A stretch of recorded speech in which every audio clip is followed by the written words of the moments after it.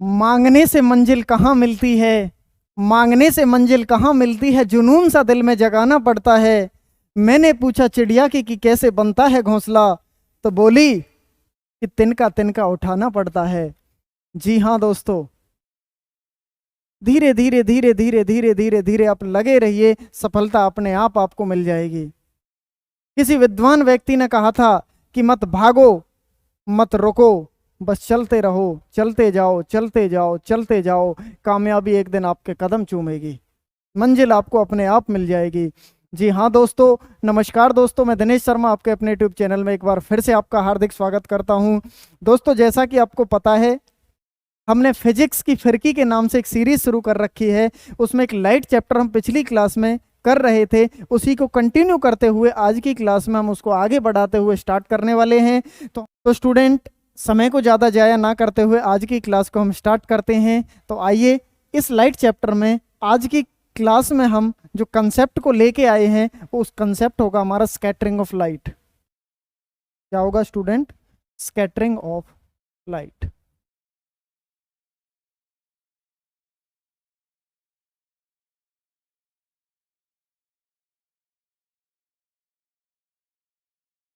क्या होगा? Scattering of light. इसको हिंदी में बोला जाता है प्रकाश का संकीर्णन या प्रकीर्णन। देखिए स्टूडेंट, बहुत आसान है, बेहद आसान है, समझेंगे। एक होता है स्कैटरिंग ऑफ लाइट, प्रकाश का संकीर्णन और प्रकीर्णन। संकीर्णन या प्रकीर्णन का मतलब होता है फैलना। किसका फैलना? प्रकाश का फैलना ही क्या कहलाता है? प्रकाश का संकीर्णन कहलाता है। देखिए, यहां से पेपर में क्वेश्चन कैसे बनते हैं, किस तरह से बनते हैं। देखिए स्टूडेंट, हमारे एटमॉस्फेयर में जो धूल मिट्टी के कण होते हैं, हमारे एटमॉस्फेयर में जो धूल मिट्टी के कण होते हैं, उनसे जो लाइट आती है वो उनसे टकरा के वो स्कैटर हो जाती है, फैल जाती है। यहाँ से एग्जाम में आपने क्वेश्चन क्या देखे होंगे कि हमें जो आसमान होता है वो नीला दिखाई देता है। देखा होगा ना कि जो आसमान नीला किस कारण दिखाई देता है? वो प्रकाश के संकीर्ण या प्रकीर्णन के कारण ही होता है। असल में होता क्या है, इस बात को आप समझिए थोड़ा सा। आपने ना विबग्योर 7 रंग पढ़े होंगे इस तरह से, VIBGYOR, that is called VIBGYOR. बेनी, आहा, पीनाला, violet, indigo, blue, green, yellow, orange and red. सबसे ज्यादा जो रंग स्कैटर होता है, सबसे ज्यादा जो रंग फैलता है, वो कौन सा रंग फैलता है स्टूडेंट? लाल रंग फैलता है या बैंगनी रंग फैलता है? सबसे ज्यादा जो स्कैटर कलर होता है that is called violet colour. आइए इसको प्रैक्टिकल समझने की कोशिश करते हैं, बड़े आसान शब्दों में, व्यवहारिक तरीके से। देखो स्टूडेंट, मेरे पास एक वॉयलेट कलर है, एक बैंगनी कलर है, इस तरह से, क्लियर है? और दूसरी साइड में मेरे पास है एक रेड कलर, इस तरह से। और मैं आपको दूर खड़ा कर दूं, कहाँ खड़ा कर दूं? दूर खड़ा कर दूं, और मैं आपसे पूछूं कि आपको अच्छे से कौन सा कलर देख पा रहे हैं। जब आप दूर से मेरे को बताएंगे कि सर हमें रेड कलर अच्छा दिख रहा है, इसका सीधा सा मतलब क्या है कि जो रेड रंग होता है, जो लाल कलर होता है, वो अपने आप को संकुचित करके रखता है, अपने आप को बांध के रखता है। लेकिन ये जो बैंगनी कलर होता है, ये फैलना शुरू हो जाता है, और जब चीज कोई फैलनी शुरू हो जाती है तो हमको भद्दी दिखने लगती है। तो याद रखना कि जो सबसे ज्यादा फैलता है वो बैंगनी रंग होता है, और जो सबसे कम फैलता है that is called red colour. Clear है स्टूडेंट?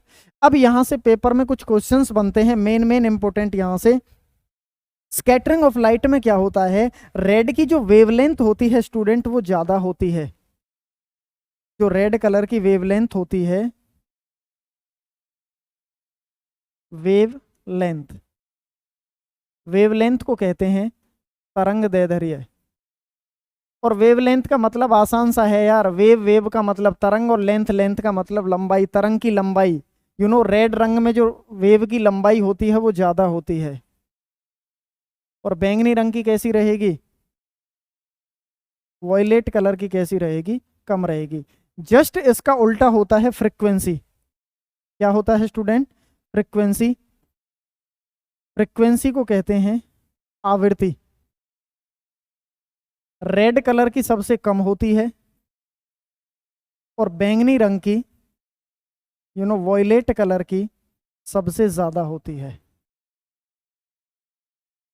देखो, इसको ऐसे समझते हैं हम,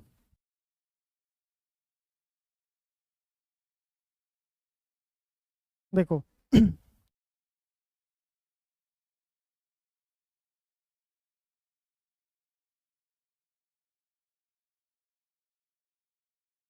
क्लियर है? देखिए फ्रीक्वेंसी, अब ये जो इस तरह से फ्रीक्वेंसी जा रही है, इसमें बीच में छोटे छोटे कण होंगे, ज्यादा होंगे कि कम होंगे? और इसमें कम होंगे या ज्यादा होंगे? स्टूडेंट, नीचे वाले में तो कण होंगे कम और ऊपर वाले में कण होंगे ज्यादा। इतनी बात समझ में आई? ये जो फ्रीक्वेंसी है ये किसकी है? बैंगनी रंग की है। और ये किसकी है? लाल रंग की फ्रीक्वेंसी है। क्लियर है? देखो, इसमें जो डस्ट पार्टिकल हैं, इसमें कम से होकर गुजरना पड़ेगा, इसमें ज़्यादा से। जब ज़्यादा से होकर गुजरना पड़ेगा, ज़्यादा डस्ट पार्टिकल रहेंगे तो ज़्यादा स्कैटर होगी, और इसमें कम से है तो डायरेक्ट बिना डिस्टर्ब किए डायरेक्ट गुजर जाएंगे। तो इसी वजह से कहा जाता है कि जो लाल रंग की फ्रिक्वेंसी होती है वो क्या होती है? कम होती है, और जो बैंगनी रंग की फ्रिक्वेंसी होती है वो ज़्यादा होती है। इसी वजह से देखिए, आसमान नीला दिखाई क्यों देता है स्टूडेंट? आसमान इस वजह से नीला दिखाई देता है क्योंकि सबसे ज्यादा रंग स्कैटर कौन सा होता है? वॉयलेट।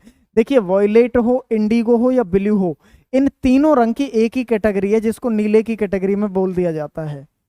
वॉयलेट हो, इंडिगो हो या ब्लू हो, इनको एक ही रंग की कैटेगरी में ले दिया जाता है, that is called violet colour, indigo colour. Indigo का मतलब होता है जामुनी नीला, वॉयलेट का मतलब बैंगनी रंग, और ब्लू का मतलब जैसे आसमानी नीला होता है। तो ये तीनों रंग एक ही प्रकार के होते हैं। तो हम कह देते हैं कि नीला रंग हमें आसमान का इसी वजह से दिखाई देता है क्योंकि वो सबसे ज्यादा स्कैटर होता है। यहां से पेपर में कुछ क्वेश्चंस पूछे जाते हैं। मैं ऐसे भी कह सकता हूं स्टूडेंट, जिसकी वेवलेंथ ज्यादा उसकी स्कैटरिंग ऑफ लाइट कम। जिसकी वेवलेंथ जितनी ज्यादा होती है उसका स्कैटर उतना ही कम होता है। जिसकी वेवलेंथ ज्यादा और उसकी स्कैटरिंग कम। क्लियर है? यहां से पेपर में कुछ एग्जांपल्स पूछे जाते हैं। एग्जांपल स्कैटरिंग ऑफ लाइट का सबसे पहला एग्जांपल है स्टूडेंट, आसमान का नीला दिखाई देना। दूसरा एक एग्जांपल है खतरे में लाल रंग का प्रयोग। देखा होगा ना, खतरे में लाल रंग का प्रयोग, क्योंकि दूर से ही फोकस मारता है, क्योंकि वो ज़्यादा फैलता नहीं है तो इसकी वजह से दूर से ही दिख जाता है। सिग्नल्स में रेड रंग का उपयोग।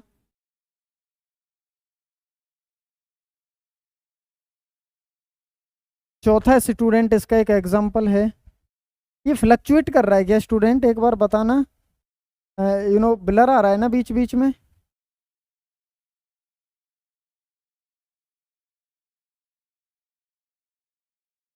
समुद्र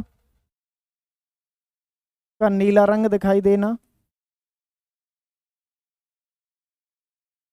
और इसका एक एग्जांपल है पांचवा, सूर्योदय तथा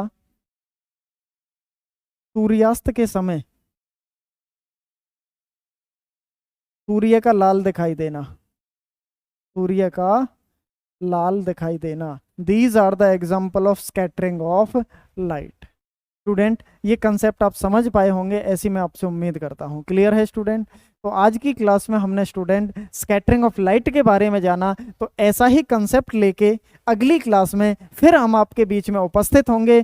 तो स्टूडेंट, तब तक हमारे साथ जुड़े रहिएगा, बने रहिएगा, इंतजार करिएगा। अगर आपको हमारी ये वीडियो अच्छी लगी हो तो चैनल को अगर आपने अभी तक नहीं किया है तो उसको सब्सक्राइब कर दीजिएगा। कमेंट सेक्शन में कमेंट करके जरूर बताइएगा। अगर वीडियो आपको हमारी अच्छी लग रही हो तो वीडियोस को लाइक भी कर दीजिएगा स्टूडेंट, और शेयर भी कर दीजिएगा अपने दोस्तों के साथ। क्लियर है स्टूडेंट? क्यों? शेयर अपने भले के साथ साथ दूसरे का भी भला हो जाए, क्योंकि कहते हैं रामचरितमानस में बाबा तुलसीदास ने बड़े अच्छे शब्दों में वर्णन किया है कि परहित सरस धर्म नहीं भाई, पर पीड़ा नहीं सम अधमाई। परहित के समान, दूसरे की भलाई के समान इस दुनिया में सब इससे बड़ा कोई धर्म नहीं है। तो स्टूडेंट, इन्हीं शब्दों के साथ आज की क्लास को हम विराम करते हैं। स्टूडेंट, हमारे चैनल का नाम है क्रेजी कीड़ा, जो साइंस की मिटा देगा आपकी सारी पीड़ा। तो जुड़े रहिएगा, बने रहिएगा। ओके, थैंक यू, आप सभी का बहुत बहुत धन्यवाद।